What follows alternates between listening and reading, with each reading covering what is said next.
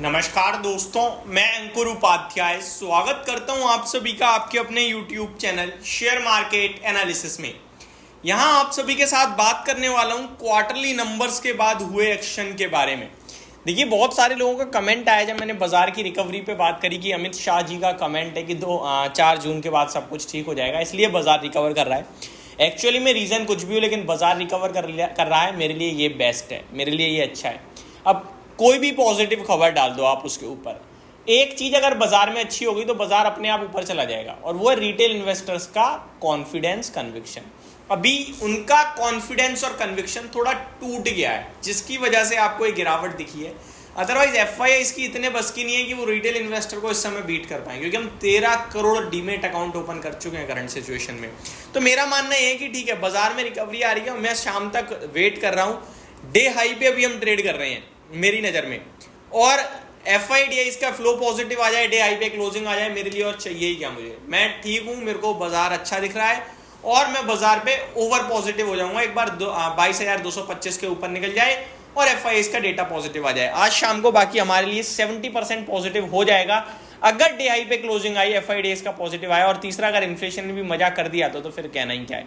अभी मैं आप सभी के साथ स्टॉक स्पेसिफिक बात करूं तो पहले एक और अपडेट है। निफ्टी बैंक, जिसने दिन के दौरान 47,000 का लेवल ब्रेक किया था, हरे निशान में आ गई है 47,500 पे। स्मॉल कैप इंडेक्स जो 2% तक टूट गया था, अभी केवल 0.9% डाउन है। मिड कैप केवल आधे % डाउन रह गया है। तो बहुत ही प्यारी रिकवरी चल रही है। स्टॉक स्पेसिफिक एक्शन भी पॉजिटिव साइड पे धीरे धीरे लौटता हुआ दिख रहा है। अब अगर स्टॉक्स की बात करूं तो पहले तो कल मैंने एक वीडियो बनाई थी कि ये सेक्टर, ये थीम इस समय आउट परफॉर्म कर रही है, वो था एफएमईजी। आप देखो, एबीबी देखो, सीमेंस देखो, हेवल्स देखो, ये भाई साहब रुकने थमने का नाम ही नहीं ले रहे हैं स्टॉक्स, ये रॉकेट की रफ्तार से भाग रहे हैं। अब हम आते हैं स्टॉक स्पेसिफिक। सबसे पहले बीईएमएल, भारत अर्थ मूवर्स लिमिटेड की बात करें अगर, तो आज 13% ऊपर है, रैली कर रहा है क्योंकि नंबर आए दमदार, बाजार को बेहद पसंद आए हैं। 160 करोड़ का मुनाफा 257 करोड़ हो गया साल दर साल, 1400 करोड़ का रेवेन्यू 1500 करोड़ हो गया साल दर साल, 20.68% के मार्जिन 24.47% के हो गए, एंड कामकाजी मुनाफा 287 करोड़ के सामने 370 करोड़ का हो गया, और बाजार रॉकेट की रफ्तार से भागता हुआ दिखाए। तो दमदार नंबर्स के बाद स्टॉक में जोरदार रिएक्शन देखने को मिल रहा है भारत अर्थ मूवर्स में। एबीबी 10.5% रैली कर रहा है, बाजार की एक्सपेक्टेशंस को हैवीली बीट करा है इस कंपनी ने। 18.35% के मार्जिन आए हैं, 14% का अनुमान था। कामकाजी मुनाफा 285 करोड़ के सामने 565 करोड़ का आया है। नेट प्रॉफिट 245 करोड़ के सामने 460 करोड़ का आया है, अनुमान 340 करोड़ का था। बहुत ही दमदार नंबर है। हालांकि एबीबी और सीमेंस में एक ही प्रॉब्लम है, वैल्यूएशन की। एबीबी 122 पे ट्रेड करना है, 122 के पीई पे, और सीमेंस 110 के पीई पे, और सीमेंस भी एबीबी को देखकर भाग रहा है, 6% ये भी ऊपर आ रहा है। डॉक्टर लाल पैथलैब, कल मैंने आप पे इसके लिए भी वीडियो बनाई थी कि इसने एक बड़ा पॉजिटिव नंबर पेश करा है, एक्शन में रह सकता है और ये पूरे सेक्टर को भी सुधार सकता है, जिसमें हमने मेट्रोपोलिस वगैरह की भी बात करी थी। अभी डॉक्टर लाल पैथ 7% के करीब ऊपर है, 2500 रुपये पे। वॉल्यूम्स देखो आप, 16 लाख शेयर ट्रेड कर गए, जहां एवरेज वॉल्यूम 2.5-3 लाख शेयर इस स्टॉक में ट्रेड होते हैं। तो बड़े वॉल्यूम्स में एक्शन हो रहा है, रिजल्ट के बाद बड़ी तेजी है। तेजी की बात तो हमने पूरी करी है, लेकिन अभी गिरावट भी बहुत जगह हो रही है। टाटा मोटर्स रिजल्ट के बाद 8.25% क्रैश, लेकिन इसमें डरना घबराना बिल्कुल नहीं है।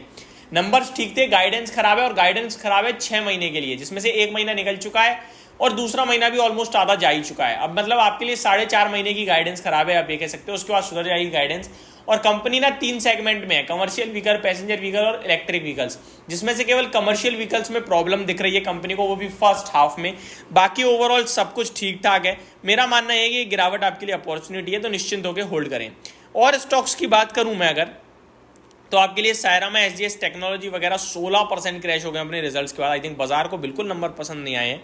रिजल्ट आए भी एक्चुअली में खराब ही थे, जहाँ पे आप देखें तो 9.44% के सामने 7.23% के मार्जिन रह गए।